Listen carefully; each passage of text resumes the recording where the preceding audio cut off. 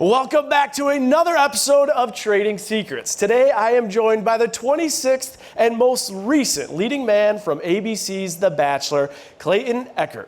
Clayton's season aired earlier this year and was instantly looked as one of the more shocking, controversial, and entertaining seasons on record. Even through craziness that ensued throughout his season and in the media, Clayton acknowledged the areas of experience that he could have handled better. He took ownership and since has applied that to his everyday life and his profession now, which we'll get into. Clayton's life and career outside The Bachelor, both pre and post-show, has been a full variety of experiences with very lucrative earnings. This man right here was an NFL player, a medical sales rep, reality TV star, and now health and wellness coach. Clayton has literally done it all, and we're going to get into all sides of that. Clayton, thank you for being here with a live episode of Trading Secrets. Yeah, thank you so much for having me. You're really, you're hyping me up right now, so I'm going to try to do my best to deliver, but be transparent because I think there's a lot that people assume, and I kind of want to take those assumptions and more so hammer down what it is exactly that the truth is. I love that. All right, when you look at this audience and you see this crowd, how would you compare this to After the Final Rose or Men Tell All? Would you say it's a little intimidating, much easier? What would you say? I don't see as many scowls as I did when I was at the Men Tell All and AFR. I wasn't exactly liked, so I see a few more people smiling, which makes me feel a little bit better. But I'm in a better headspace too. I mean, I was all over the map during that time, and so much better now. I love that. All right, let's start with your college. So you're in Missouri. Yeah. You play football there. Did you get a scholarship? I first walked on, so I had 0 offers coming out of high school. So I just thought, well, let me just try to make it at a D1 university. Walked on there as a defensive end, and then ended up getting a scholarship my second or third year as a tight end. So did you get a full ride? Full ride for your junior and senior year, full ride. Correct. So how much debt did you have? Student debt. Anybody have student debt out there? A little bit? Yeah, it's prevalent in the United States. How much student debt did you have when you graduated? So I was, in state at Mizzou. My parents were gracious enough to help me out a little bit, but I walked out with, I think, $27,000 in debt. It wasn't too bad. But I mean, obviously the scholarship helped, but I still had a little bit I had to pay afterwards. Okay, so about $20,000 in debt. You graduate playing D1 ball, and then it's an undrafted deal you got with Seattle. Tell people about what that is. Yeah, so I had interest to potentially be drafted in the NFL. I ended up not getting drafted, so I was brought in for a tryout as an undrafted free agent. I made the team from there, but most people think that, okay, all of a sudden you sign a contract and there's a difference between a guarantee and and money that's guaranteed and money that's not. And so I signed I think it was a 3-year, $1.4 million contract. All my friends are like, oh my gosh, this dude's a millionaire, right? Yeah. Not a single cent of that was guaranteed. So I actually made just per diem money. I ended up, I think, making from my experience there a couple grand. So it's not what people think. They think, oh, you can type it online and it's very transparent as far as what athletes make, but it's all about the guarantee. So you got a 3-year deal, $1.4 million. Yeah. You then start practicing with the team? Correct, yeah. And you're paid what to practice with the team? I think it was $1,500 a week. As an NFL practice player, $1,500? Because there's different levels. So I was brought in as a free agent, but then the fall camp before the regular season starts, you get paid that money, and then if you make the active roster, these guys can make anywhere from $30,000 a week up to the guys that make $20 million a season. So, and they have practice squad guys, which will then throughout the season they make I think right around $450, $500. Okay. But these guys are getting paid by the week. I mean, there were guys that would make $30,000 one week and they would get cut the next. So it's just high turnover. I mean, that's why they say NFL stands for not for long. Interesting. Okay, so for the NFL, if you look at your entire earning history, what is the total amount that you made in the NFL? $5,000 probably. $5,000? Yeah, and most people think that I played in the NFL, so again, I was there for 2 months, but they're like, this guy must have made millions, and it's like, no.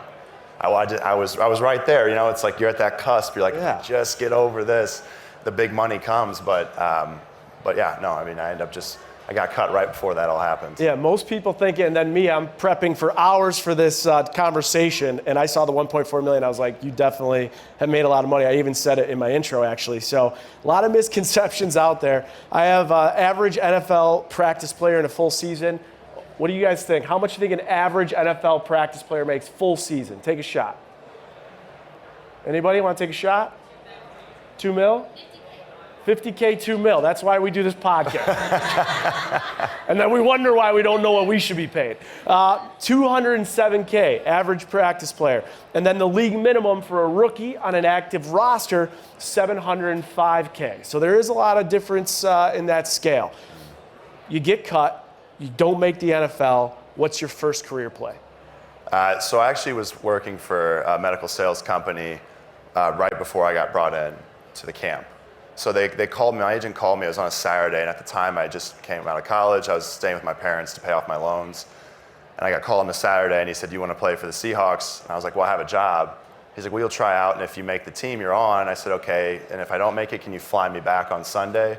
And I'll just go into work on Monday like nothing happened." You almost, wait. You almost didn't take a tryout with the Seahawks because of your job? Well, I had, because medical sales, I came out of it from college. I'm like, this is a really great industry. Yeah. I was told it was incredible, and it is. But I was very much just like, okay, I don't know. At the time I had a girlfriend, and so I'm like, I need stability, and jumping around on an NFL roster is not exactly that. But it was also because they called me, and I said, okay, I need to think about it. He goes, you have 5 minutes to make this decision. You got to get on a flight in the next 2 hours. Because again, it's like, if not me, there's a next man up mentality. Someone else will jump in. The NFL calls, Clayton thinks twice. The Bachelor calls, Clayton signs right away. I mean, not exactly. I was going to say, there's more thought that went all into that. We'll get to that. But if someone in this room has an interest or they have a friend that works in medical sales, maybe they want to think about getting into medical sales, what does it look like from a compensation structure? Yeah, I mean, I think I looked online, the average rep can make 80, but I knew guys that were making close to $1 million around the country. So again, it's almost like the NFL as well. There's this big, wide variety of salaries, and it's the great thing about it is I was 100% commission, so with no cap. So it was a matter of I could make as much as I was able to sell. And that's, for someone who's a go-getter, you see a lot of former athletes or people that just thrive in stressful circumstances. They want to be their own boss. It gives you a sense of autonomy. You go in for the surgeries and you help out. But outside of that, the rest of your day is spent, how can I build these connections to get my product in more hospitals? Interesting. And what would you say is the biggest trading secret about being a medical sales rep that your everyday individual would not know about that industry? I think a lot of people were shocked that I was actually in on the surgeries. Like I was in there with my products, helping surgeons make decisions. And again, these guys, they're incredible. They went through all these years of schooling, but I was the master of my products. So I was there to tell them features, and if there was something wrong, if they opened up the patient, the bone quality was poor, whatever it might be, now there's a pivot point. Okay, hey Clayton, this person doesn't have the bone quality we thought they did, so what products do you have to add additional stability?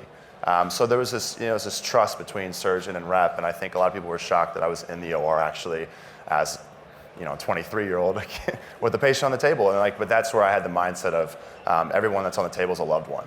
That's the way you have to look at it. Because one day my dad did go get his hips done. I'm like, I hope that rep is looking at it the same way that I was. Yeah, that's sounds like a super rewarding career. Mm-hmm. You're making a huge impact. You can make a couple bucks. So you said low end, people are making 80K, and some reps making well over $1 million. Yeah. Wow. Okay. Yeah, a few. I would say from what I knew, the average for a good successful rep was probably 200, north of 200. Okay, got it. All right, good to know about that industry.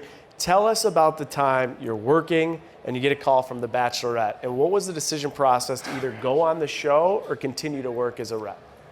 Yeah, so I essentially was in a position where I was having my quarter-life crisis. I hit my 28th birthday, and all of a sudden I'm like, I've been doing the same thing for the last 5 years. I don't feel like I'm really progressing. I had a senior rep that was going to be retiring in the next few years, so I saw my future right in front of me, and I just felt, I want to do something more. I'm not finding what I want from a relationship standpoint here in a college town, and so I started to look at jobs elsewhere, and I almost took a job in St. Louis. I actually had the offer in my email, and then I told my boss that I was leaving, and he's like, what's the opportunity? I told him, he goes, you don't want that opportunity. Did they tell you that they're losing these surgeons? I was like, no. He goes, they're about to lose all this business. You're walking into a trap. So I went back to them, and sure enough, they're like, yeah, we're losing them. Why? I was like, you didn't tell me that. They're like, yeah, we did. I'm like, no, this is not good. But then my job was like, well, are you going to leave? So then there became like this shaky ground underneath me, and meanwhile, all of a sudden I get a DM from this recruiter saying, do you want to go on the Bachelorette? So they DM'd, that's how you DM'd me, yeah. Found? DM'd. Yeah, I just like, I made an Check Instagram. those DMs, people. Yeah, I made an Instagram like 4 months prior because all my friends weren't on Facebook anymore. So I was like, gosh, I have to download Instagram now. And so I made that and they found me and I thought it was fake. But then at this point, I'm like, well, my current job thinks I'm gonna leave. So again, if I'm gonna jump, I might as well jump when the ground's shaky underneath me. And so I just started going through the process, taking the interviews. I almost got a job in Scottsdale, Arizona, but then I ended up falling short to somebody else. So all that was left was the recruiter still asking for me to come on the show. and I'm like, well, this is it, I guess. I guess it's meant to be. And so were you technically unemployed when you went on? no, I still had a job. You still had the job? Yeah, it's just, I mean, my company was like, we need you to commit. Yeah. And I knew at this point, just from an integrity standpoint, I'm like, I know that I don't want to stay here anymore. Yeah. So I don't want to drag them along. So I need to make my decision. And one thing about the interview process with The Bachelor, it's crazy. It's like 6 months long. Oh my gosh. You go through this like regional in New York City, and then you go through more questions, then you go to this top 50 in LA, and they do psych tests, and they do blood work, and then I'll never forget when I'm doing an in-camera interview, and then they're like, all right, we got to go to this room. And it was kind of like a maze. Like they opened one door, it was a dark room, then another door. You open it, and there was one seat in the middle, and there's 30 producers around you, and they just like put you on the hot seat. Jason, I don't know what experience you had. Did you not have that? Oh, man. What the hell? They must knew you were shooting. I didn't get DM'd They just kicked me out there. They said, go for it, They were man. just like, all right, 6'5" NFL player. The less he knows, the better. Greasy Buffalo guy. All right, we're gonna have to really talk to this guy. Yeah. All right, so you go through the process. Did your job allow you to keep your job when you went on the show? Yes. Yeah, so I went on the Bachelorette, and then I told my boss, and he just laughed and looked at me. He's like, okay. He's like, my wife watches it, so that's kind of funny. She'll love this. So I went on. That was it. That was He it. laughed. He said, go. My boss is incredible. He was one of the best. And when the NFL called, and I happened to be there in Seattle, I called him on a Sunday. I was like, hey, Matt, how's it going? He's like, it's good, Clayton. He's like, do you miss my voice? Why are you calling on a Sunday? I was like, well, I'm in Seattle. I just made the Seahawks. Expected him to blow up. Yeah. He was like, man, I love that for you. He's like, I hope I never hear from you again, because if I do, that means that you have to come back. And it didn't work out. So we really had different experiences. I had a very supportive. I had to write a 3-page memo that went from my boss to the regional president to the CEO of the bank. And this, it's a 60-year-old guy. He's like, yeah, I met that kid once. I like him. Let him go. And then the director of HR stormed into the office and said, do you know what you just signed off on? And he's like, no. And then they told him they had to reevaluate the whole thing. Then they gave me approval to go. But they said, if you come back and there are any reasons that you might impact reputation, know that you'll be let go. And so fortunately that didn't happen until a year later. There are reasons I impacted reputation and I was let go. So our that's a whole different story. It's not too bad, but we'll pause on that. You go on the show. Yeah.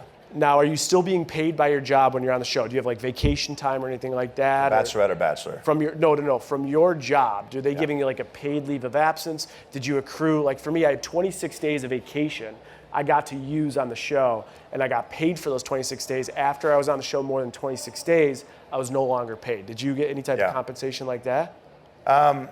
I was just basically to be kept on payroll. Otherwise, I was going to have to go through the rehire process. Okay. So they were paying me just enough so that I could still be an active employee. Okay. But I mean, it was next to nothing. It was just enough so I don't have to like go back through the process again once I stepped off the show. And are all your expenses still staying when you're on the show? Because it's 3 months of filming, so you're still paying your rent, you're still paying everything else. Financially, did that have a big impact on you?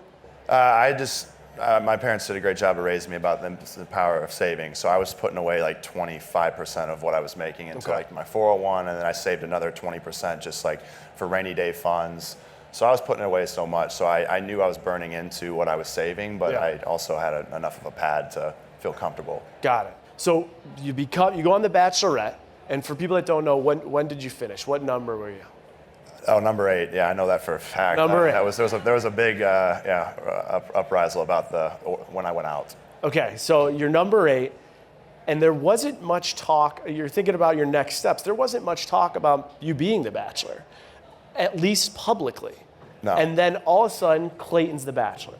And people are like, wait, what? Tell me about this. So for you, did you expect to be the Bachelor, and did you go back to work in that time frame from the Bachelorette and then going to take the lead? Yeah, no, I went back to work, and absolutely, I was as shocked as everybody else. I mean, I think it was, I honestly was just, my whole goal was like, to go on the show, I thought, okay, I'm gonna be able to cast a wider net, and I'm gonna be able to, someone's gonna see me and be like, oh, this guy's in middle of nowhere, Missouri. I like him. I'm gonna reach out to him on social media. That was my thought of going on the Bachelorette. Was like, so I could find a relationship, settle down, be happy, because my job was good. Again, I made decent money. And then I just thought, I got there night one. First guy I saw was 6'8", and I'm like, I'm out night one for sure. How do you think I felt? So yeah, I was like, I'm definitely getting knocked out. So I thought I'd make it a few nights at least, and then made it farther than I thought, and had a really great experience, and walked out of there like very happy. I met a lot of great people, learned a lot about myself, but yeah, just went well. At that point, then I started having discussions internally, and so I knew when I went back to work that there was the possibility that I could be brought back as the Bachelor, but I wasn't the only person being interviewed. Okay, let me ask you this. I know the contract inside and out. I don't want to get you into legal trouble. This question will not get you into legal trouble. Did you make more when you signed to be the Bachelor being compensated by ABC, or did you make more in 1 year medical sales work at the rate you were working? I made more medical sales. Okay. Yeah, I think again, people thought I became a millionaire from the show. It's like, no, that's not the case. Like, you don't get paid as much as people think. Gotcha. Not bad money, it's just not, I was making more in medical sales. Okay, you get off the show, and then you have this social media platform, and you're getting called to do all these things. From a work and compensation standpoint, were you making more post-show with everything going on than you were as a medical sales rep? No, much less. Much less. So there was, again, I heard in the past that people come off the show, and it depends if you're a woman or a man. Like there's a big discrepancy there as far as how much people are making. I came off the show, I was getting a couple ad deals, but I mean, making substantially now less, which that then drove my anxiety up through the roof, because I was told I was going to be, they're like, you won't have to work a 7 to 3 anymore. And I was like, okay. So I started to believe it. I'm like, this is great. I'll be able to do whatever I want comfortably. And it was anything but comfortable. I stepped off the show. I'm like, oh my gosh, like nothing's coming in. And I don't know, I think it's just the day and age, things are transitioning. I think people are getting tired of influencers and to some degree. And the opportunities just aren't where they used to be at the height of the show a year ago. Or 2 years ago, whenever Interesting. it was. Interesting. So everyone that comes off the show has different scenarios and stories, and like you said, it has a huge impact on when you come off the show. For you, what was next? Did you say, I'm going to go back to medical sales rep, and where are you today professionally? What's going on? Yeah, so my then girlfriend at the time, Susie from the show, she said, hey, you should chase your passions. What are you passionate about? I said, well, I like to talk about mental health, because I've been talking about this back since I started opening up about it in college to my friends and all that, as far as with body dysmorphia, and then how that caused a lot of depression, anxiety in my life. So I was like, okay, I want to do something with mental health. I'm not sure what that looks like. And then I also thought, okay, I like physical fitness. Like that helped me as well tremendously, establish more self-confidence in myself. So I thought, okay, I want to do something in that realm. So I decided that I was going to give back with utilizing my platform through creating workout plans and selling them. Cool. And I thought, okay, I have 300,000 fans and followers, and I said, if I can get a few people to buy these programs for $30, I can make an honest living. So I spent a month. I built my website myself, which in hindsight I should have just paid someone else to do it. I spent so much time; it turned out terrible, but it was something. But I ended up launching it after a month and a half. I sold 2 programs, $30, made $60. And I panicked, and I was like, I'm going back to corporate, because I knew that I could go back to a 6-figure salary just like that in medical sales. And so I was like, I'm going right back. Sure. I panicked, and she was like, no, Clayton, did you really do all that you could? And I'm like, what do you mean? She goes, well, look at all the other people out here that have made a successful career. Like, does your page look like theirs? She kept telling me, copy genius. Like, whatever works, go follow that script. So I went back through a second time. So thankful that I did, and that's why I'm so thankful for her in my life, because even though we're not together now, I needed that push from someone to say, hey, take a deep breath, do more, try it again. Don't just quit after the first time. Yeah. So I went back in the second time, and then I upped my offering from the the $30 to like 165 or whatever, and with a contract in place and then I ended up bringing like 70 people on in 3 weeks. And so, but because I did, all of a sudden I switched it up where I started to copy genius. I started looking at other people that had found success, and it works. So that's where I'm at today. I have virtual training online, but then I'm speaking around the country on mental health as well. I'm writing a book, and then possibly I'm getting my real estate license as well. So I'm just trying to find an adequate balance that allows me to kind of do a couple different things, but still chase my passions. We have 150 people here live. Where can they find the workout plan if they want to jump? Everything's through my Instagram because I do not like, as I said, I downloaded Instagram so late in the game. I don't like multiple platforms, so I just go straight on it in Instagram, and then it's a link in my bio, and it has the online coaching. Amazing. So people can always click into that. Well, congratulations on that success. I want to make sure we leave some time for questions. Before we do, you do speak about mental health a lot and some of the and mental illness that you went through and how you overcame it. For your trading secret, can you leave us with one piece of advice or suggestion as we self-reflect and look into our mental health day to day? Yeah, I would say the biggest thing that I've learned is to listen to your inner circle, and anything outside of that, don't listen to it, because it's just external noise. And I lost myself in my way by reading every single comment online, and I started to believe that narrative. Everything that was said about me and the death threats I was receiving, and people telling me that I'll never find love and I should just crawl in a hole and and remove myself from this earth. Like, I was getting thousands of messages every day of that, with that nature, and I started to believe it. I was like, one comment's one thing, but thousands of comments, you start to believe like maybe I am this person that everyone thinks that I am. So I learned from this experience that when I shut that all down, and when I went outside and just talked to people in the real world, I might have had 10,000 plus negative comments in my DMs, but I've only ever had 2 people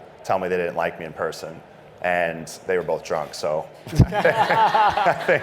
So right about. But I mean, some of these people might have not liked me either in person as well. But the whole point that I realized was, if this was actually, Caitlin told me one of the best pieces of advice I ever got. She said, don't go shopping for pain, because you always find it. Ooh, and that was one of the greatest bits of advice. She's like, if you shop for pain, if you go online, you will find it. You type in Clayton Echard sucks on Google. Like, the way the algorithm works, it's going to find Clayton Echard and sucks, and it's going to pull all the things up for it. So she was like, don't do that, because it'll always be there.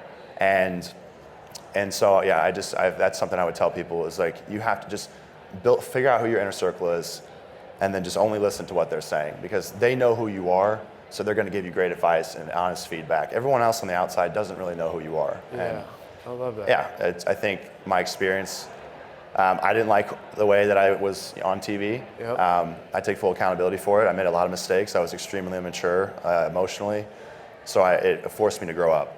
I love it. I mean, unbelievable advice. I love copy genius. Stay close to your inner circle. And I love the credit you gave Susie for pushing you. Yeah. We just had Miguel Cervantes on yesterday. He's the lead for Hamilton right now. He plays Alexander Hamilton. He was in New York City trying out for Broadway shows. He went back to Dallas because he couldn't make it. And it was a woman in his life he was dating that was like, what are you doing? Yeah. Like, get the skill you have. You're in Dallas. Get your ass back up there. He's like, my relationship didn't work out, but she gave me the motivation to get back out here, and here I am as Alexander Hamilton. Absolutely. And so I think, like, anyone out there, and for your instance, you never know who's going to come your way to push you. Look for it, see it, because it can make an unbelievable impact on what's next. Clayton, thank you so much for being a guest on Trading Secrets, and thank you guys for being here. We do have a few minutes. If you have any questions, we will go through them. We do have one that came in here. Do you think The Bachelor helped you be a bit better businessman? You want to answer? I'm going to take this. So for me, it did. My skill set's all analytics. The Bachelor, when you get this platform, it really helps you dive into creative and marketing. And just like Clayton said about his app, his first app sucked. He got shitty results. His second app killed it. The biggest thing about having a platform, whether you have one person or 10 million people following you, it's instant beta testing. You could put an idea out there and get instant results. You can go put a poll. I do it for my book all the time. Give me input. I get instant results. You could do it too. With one follower, you can get insight that can help you drive your next decision making. So I think so. Who is someone unexpected in Bachelor Nation that impresses you? I'm not just saying this, but Caitlin. Yeah, I mean, I think Caitlin really shocked me as much as she reached out to after the show. She was checked in so often because she knew what I went through. Like, it was one of the few people that had went through that experience, and she constantly would send me messages, just encouragement, saying, hey, let's talk. Even on the show, we met, and then she like pulled me aside off camera, and we talked for about 30 minutes. So very, very impressed by her and how much she truly does care in people. I love it. I love it. I will tell her you said that. I'm going to go with Grocery Store Joe. Do you guys know Grocery Store Joe? He also came on the pod. Beauty. Didn't realize. He didn't go to college, became a day trader. And in some days, he was making like 40, 50K a day. Other days, he was losing 20 to 30K a day. He ended up working his portfolio up to millions, lost every penny. Lost every penny. His dad knocked on his door and said, wake up at 5 a.m., you're coming to sell vegetables and produce with me. And then he went to make $20 an hour. And that's how he got in the grocery store business. The rest is history. Did you think your life would change in the way it did after The Bachelor? No, I've heard a lot of people say this, like, you know what you signed up for, and that's couldn't be farther from the truth. You have no idea, like, what's going to happen. I thought I was a good person generally, so I figured, if you're a good person, you'll be portrayed that way. I was portrayed the way I was portrayed, and so ultimately I was like, okay, I have to now be reactive. But at the end of the day, today, I mean, I'm happier than I've ever been because I've been able to find the silver lining even in the most negative of circumstances. So my life has changed, but everything that I've went through happened for a reason, and I'm ultimately thankful for it. It's an amazing story, from the NFL to med sales device to going on The Bachelor to becoming The Bachelor, now to the journey you are creating. It's amazing. Keep impacting people, and thank you for being on this episode of Trading Secrets. Thank you so much, Jake. Round of applause for Clayton.